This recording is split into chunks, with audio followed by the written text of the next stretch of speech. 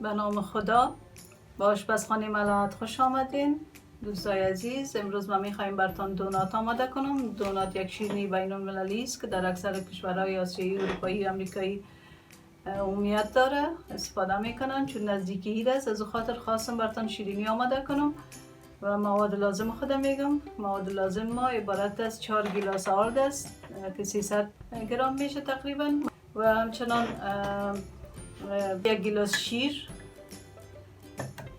و نیم گیلاس بوره، 1 دانه تخم، نیم قاشق چایخوری نمک و 50 گرم مسکه است. شما میتونید از مارگارین و یا مسک طبیعی استفاده کنید. همچنان خمیر مایه به عمل اومده است که خمیر مایه 1 قاشق خمیر مایه انداختیم، 1 قاشق نانخوری البته، 1 قاشق بوره و 4 قاشق آب شیرگرم یا ولرم دیگه اضافه کردیم. 10 دقیقه ماندیم تا که آماده شود. و همچنان برای دونات ما میتونیم که از بوره میده شده تقریبا 200 گرم است و دارچینی میده شده استفاده کنیم. همچنان وانیلا هم در بین خمیر خود ما علاوه میکنیم.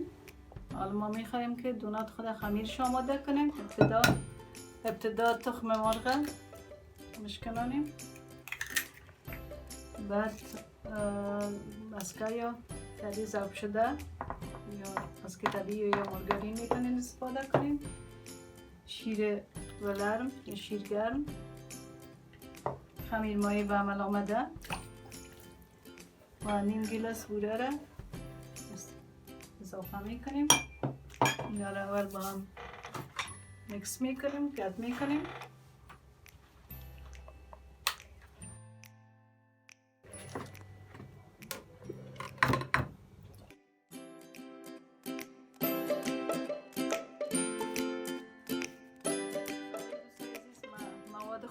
همه جوشه میکس کردم، یک جای کردم به شمول نمک، وانیلا، مسکه و نیم گیلاس بوره، 1 گیلاس شیر و همچنان 4 گیلاس آرد میکس کردم با هم. امروز آرد گرد میکنم خمیر خودم باز هم تا یک خمیر خوب.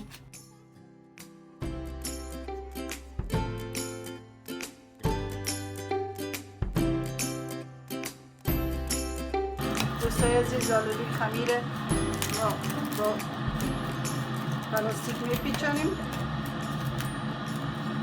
تا که خمیر ما برسه.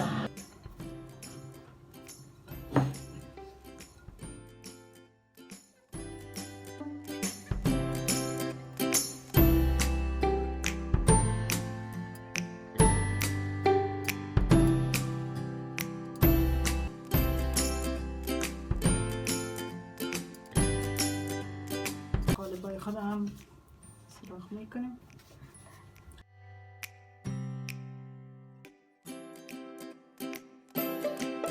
ولی دوستای عزیز، دوناتای ما آماده شد. حالا دوناتای خود برای 15 دقیقه استراحت میدیم. بعدا سرخ میکنیم در روغن داغ. در روغن داغ دوناتای خود میپرتیم.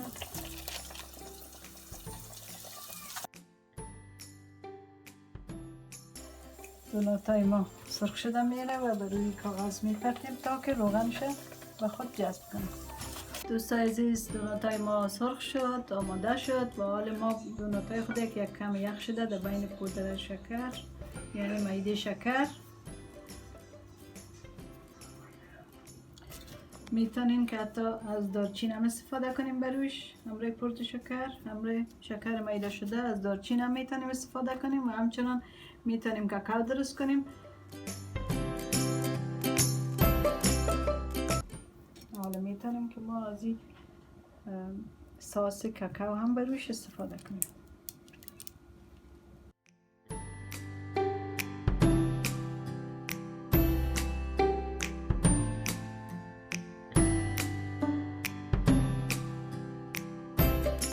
بله دوستای عزیز، این از دونات ما آماده شد.